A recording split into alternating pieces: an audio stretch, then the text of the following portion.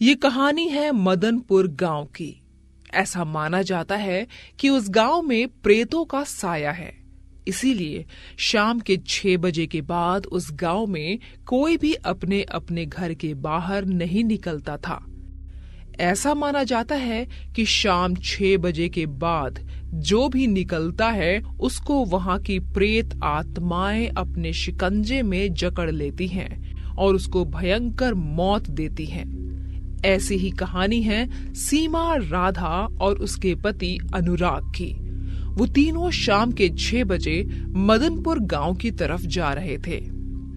अनुराग, 6 बज गए, या तो हम किसी होटल में वेट कर लेते हैं, और अगर तुम किसी होटल में वेट नहीं करोगे तो कार को थोड़ा तेज चला लो।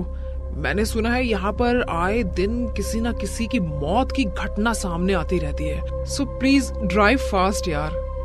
ओह बेबी, जस्ट चिल। ये फालतू की कहानियां हैं। तुम इन सब पर ट्रस्ट कब से करने लग गई? जीजू, आप इन चीजों को मजाक में क्यों लेकर जाते हैं? अगर भगवान होते हैं तो ये सारी चीजें भी होती हैं। वो तीनों आपस में बात ही कर रहे थे कि तभी उनकी कार अचानक खराब हो जाती है। अनुराग अपनी कार के बाहर निकलता है और अपनी कार का इंजन चेक करता है। डैम, इस कार को भी अभी खराब होना था। एक तो मेरी बीवी मेरे सिर पर चढ़कर नाच रही है, ऊपर से ही कार, ये भी खराब हो गई। अनुराग खुद से बात कर रहा था कि तभी उसको ऐसा महसूस होता है कि उसको पीछे से कोई आवाज लगा रहा है। अनुराग, अनुराग, अनुराग, अनुराग। अपना नाम सुनकर अनुराग एक झटके से पीछे मुड़कर देखता है, लेकिन उसके पीछे कोई भी नहीं था। आई थिंक ये मेरा वहम था। मैं भी ना पता नहीं क्या से क्या सोचने लगता हूँ। सीमा अपनी कार का दरवाजा खोलती है और अनुराग के पास जाती है। अनुराग, क्या हो गया? तुम इस तरह कार के बाहर क्यों खड़े हो? सीमा अनुराग से बात कर ही रही थी कि तभी उसे एक छोटी सी बच्ची दिखाई देती है। आंटी, आंटी, मुझे मेरी माँ के पास जाना है। क्या आप मुझे मेरी माँ के पास ले चलेंगे? सीमा और अनुराग दोनों एक दूसरे को देखने लगते हैं। छोटी बच्ची को देखकर सीमा के मन में ममता का मोह जाग उठता है। सीमा छोटी बच्ची से पूछती है, अरे कहाँ है तुम्हारी माँ बेटा? चलो मैं तुम्हें लेकर जाऊंगी। सीमा, आई डोंट थिंक सो। हमें इसके साथ कहीं जाना चाहिए। Shut up Anurag, she is a little child. हमें इसकी मदद करनी चाहिए।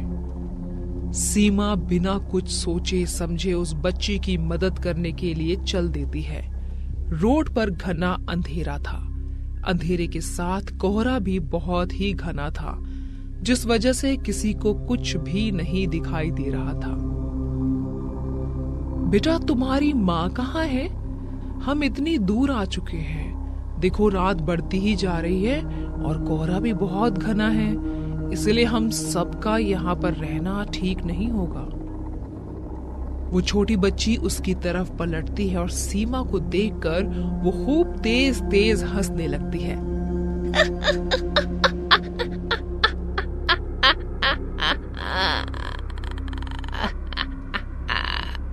सीमा कुछ समझ नहीं पाती और वो उससे कुछ पूछती इससे पहले वो बच्ची हवा में उड़ने लगती है। उस बच्ची की आंखें बिल्कुल खून के जैसे लाल हो जाती हैं और वो हंसते हुए उससे बोलती है, आखिरकार तुम मेरे जाल में फंस ही गई। सीमा को कुछ भी समझ नहीं आ रहा था। सीमा बिल्कुल डर चुकी थी। डर की वजह से सीमा के चेहरे पर खौफ साफ साफ नजर आ रहा था। वहीं दूसरी तरफ अनुराग राधा से बोलता है, राधा, तुम्हारी दीदी कहाँ है? जीजू, उस छोटी बच्ची के साथ आप और दीदी उस छोटी बच्ची को छोड़ने उसके मम्मी पापा के पास ही तो गए थे। तुम क्या बकवास कर रही हो राधा? मैं तुम्हारी दीदी के साथ कौन से बच्चे को छोड़ने गया था? कार का इंजन गर्म हो रखा था, इस वजह से मैं तो पानी लेने के लिए गया था। हे भगवान, इसका मतलब जो आपके भेष में दीदी के साथ गया है वो आप नहीं बल्कि कोई और था।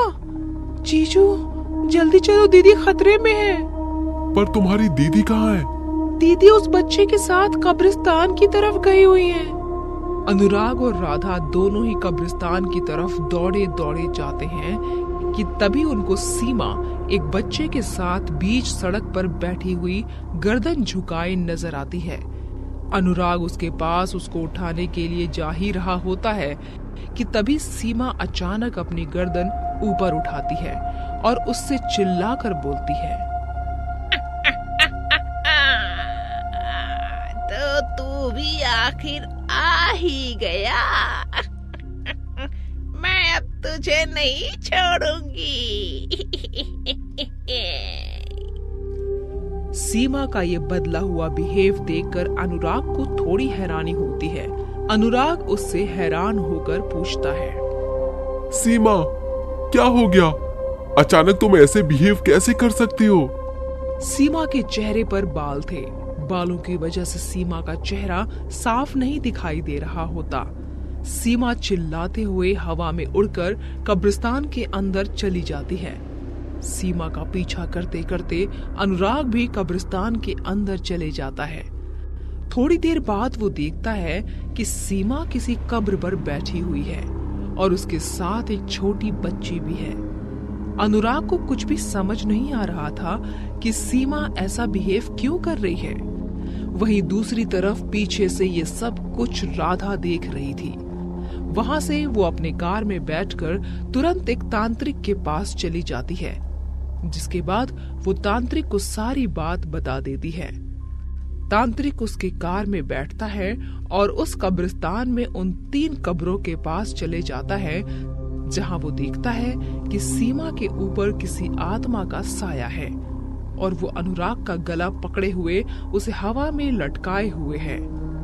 ये देखकर तांत्रिक तुरंत उसके ऊपर भभूत फेंकता है।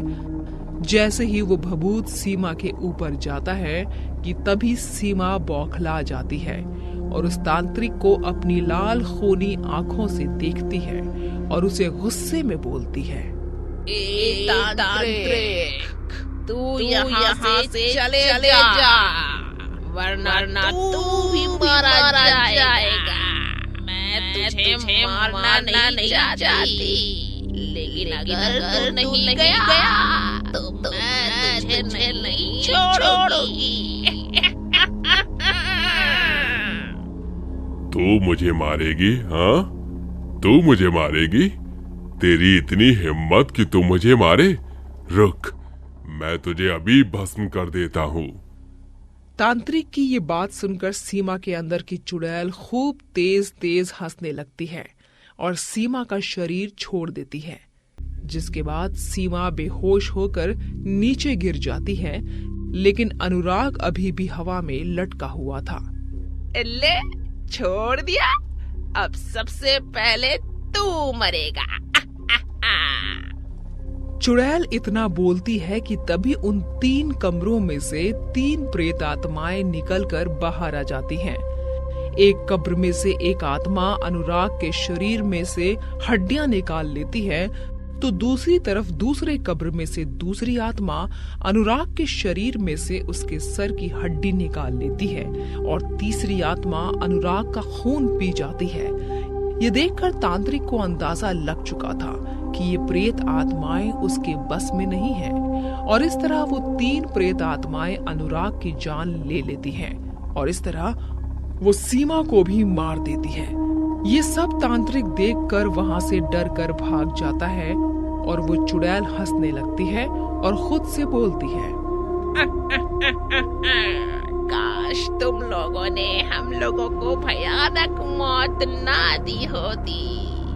आज हम इस तरह किसी को भी भयानक मौत ना दे रहे होते। मैं अपने पति और बच्चे के साथ खुशी से रह रही थी, लेकिन तुम लोगों ने मुझे कुछ पैसों के लिए खुशी से रहने नहीं दिया। तुम लोगों ने तो हमें जान से मार ही दिया। सीमा और अनुराग, एक समय तुम लोग मेरे बेस्ट फ्रेंड हुआ करते थे, लेकिन जब मेरे पति की पोस्ट आगे बढ़ी तो तुमने उसे मार दिया। साथ ही साथ हम लोगों को भी मौत की घाट उतार दिया। इसीलिए आज मैं तुम्हें मार कर अपने बच्चे और पति के साथ सुकून से अपनी दुनिया में जा सकूंगी। चुड़ैल अपने आप से बात करके अपने पति और अपनी बेटी के साथ अपनी कब्र में सो जाती है। ये सब राधा देख रही थी। बेचारी राधा रोते हुए अपने घर की ओर लौट गई। देखते ही देखते कुछ साल बीत गए और राधा भी अब अपनी जिंदगी में आगे बढ़ चुकी थी, लेकिन वो ये खौफनाक रात आज तक नहीं भूल पाई।